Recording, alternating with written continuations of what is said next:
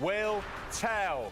A new year, many new faces, but now the business is done, the squads are complete, and the window is closed.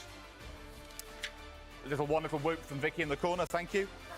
But of course, as we always say on deadline day, it is not quite the end, because there is the potential for another signing or two, or three or four tonight. As long as that deal sheet was in and signed before 11 o'clock, moves can still be completed into the night, and there are significant ones still to be done. So it is worth delaying bedtime a little bit longer, especially if you're a fan of Everton, of Aston Villa, of Tottenham, of Manchester City, which is where we go now. Let's kick off the 11 o'clock hour with Ben Ransom. What can you tell us, Ben? I can tell you that Manchester City have beaten the buzzer to sign Nico Gonzalez from Porto for a fee of €60 million. It was the release clause which City had to meet when Porto dug their heels in. That's been the nature of the negotiations today, to confirm that fee between the clubs. But I think off the back of that loss, that heavy loss against Arsenal yesterday, City were keen to go back into the market one last time. And what a January window it's been for them. This takes their spending up to £175 million this month. 4.5-year deal for Nico Gonzalez, 23-year-old midfielder.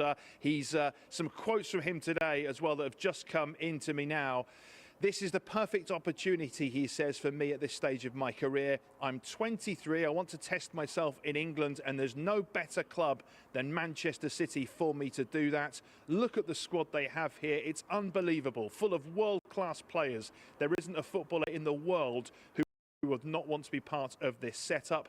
I know the reputation Pep has, and I cannot wait to work with him. In fact, I'm honoured he wants me to play in his team. I'm truly excited. I just want to meet my teammates and the staff here, and then I want to play in front of the City fans. And it's been an amazing window for Director of Football Ziki Begiristan. It's his final one here at Manchester City before he retires in the summer. He's been working alongside Hugo Vaiana, who's coming in to replace him. They brought in 3 major signings for the first team before deadline day, adding a fourth in the shape of Nico Gonzalez. Ziki says Nico's a very talented young midfielder. He's an ideal acquisition for Manchester City. It was a difficult transfer to complete, he admits, because his performances have been outstanding. He's been such an important part of what Porto are doing this season. We're really happy to have managed to get this done before the window closed, and he's ready to help us in the second half of the season as we compete in the Premier League, Champions League, FA Cup and Club World Cup. And that's a really interesting point to finish on.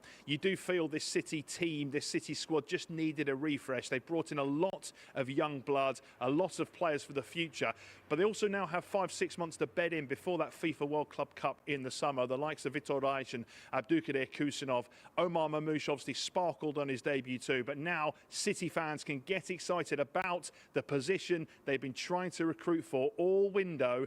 Nico Gonzalez is a Manchester City player. Just to reiterate, €60 million fee. You remember 40% of that goes to Barcelona. He signed a 4.5-year contract until 2029.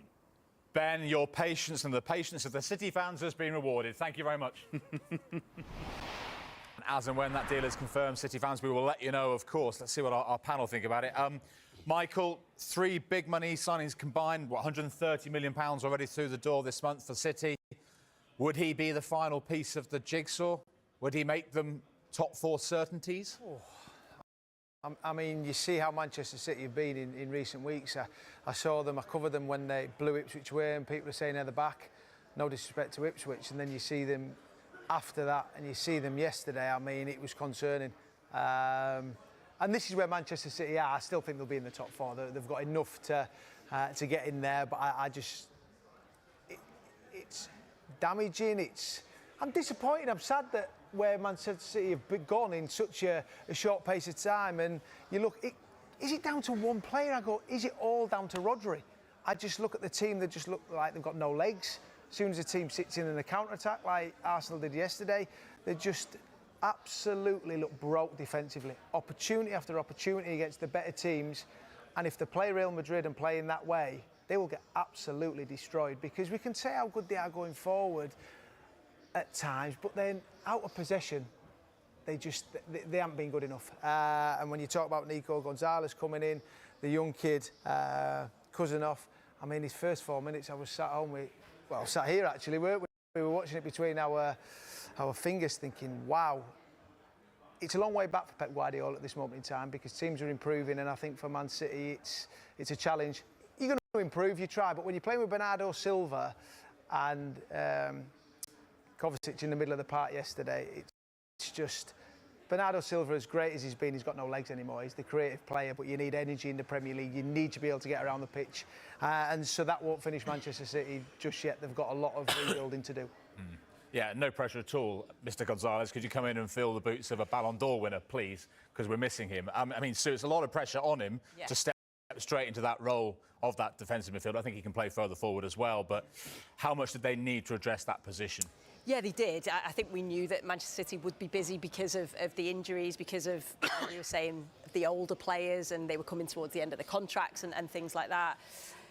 But you looked at who they brought in, 2 young defenders, so you think, well, that's maybe for the future. Yes, you can see them sort of developing and gradually putting them in and out, but then you look at Mamouche and you go, well, yeah, great signing, looked brilliant on that first game that I watched him. He looked electric at times, maybe not so much the other day, but then you looked at the key position that they needed to strengthen, and that was in that holding midfield role, because no matter what you say about the different players that they've missed, Rodri has been a huge miss in there. They've got the technical players, they've got the quality, but they just don't have that legs, they don't have the presence. They miss him from a defensive perspective and going forward. So, yeah, it's a lot of pressure on a young man, 23 years old, but I think you've just got to back yourself, haven't you? You've got to go in there and back yourself. Jules, they've signed well.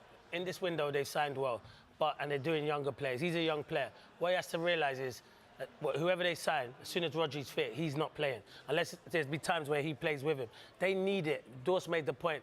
Kovacic, Bernardo Silva, fantastic footballers. Fantastic footballers. But Arsenal overrun them in midfielder. And Cole Palmer's just scored. And my fantasy team is flying. Woo! Cole Palmer.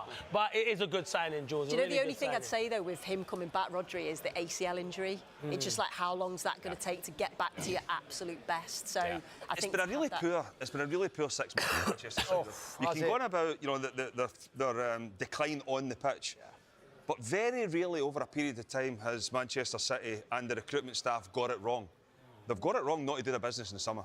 I mean, they must have been able to look at this and say, listen, there might be an opportunity that 2 or 3 players could become at the end of the Manchester City careers. Not their career, but the way that Pep Guardiola wants to play, it was probably coming to the end. They should have identified this in the summer. They're now, you know, signing players that were probably earmarked for this summer.